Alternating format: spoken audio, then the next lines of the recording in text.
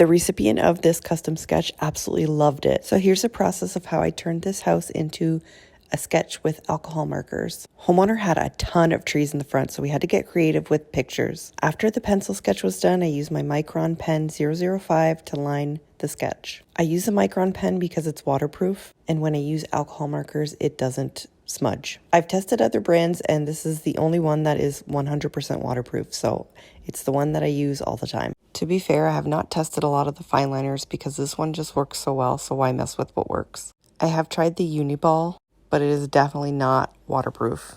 I like to enhance my sketches with little tiny details, so little circles and dots and squigglies, and this is how I do my windows.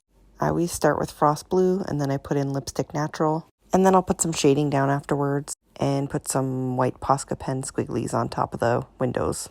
Every single house that I do always starts with a light tone, a mid-tone, and a dark tone of a very similar color. They can be different colors, but a lot of the time they're pretty close.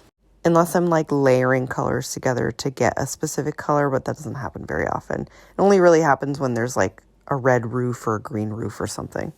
This one was really interesting though because it was a mix of brick and wood, and they were very close in color. And then of course you always add the shadows. I always go in with a variety of the neutral grays, and then I add highlights.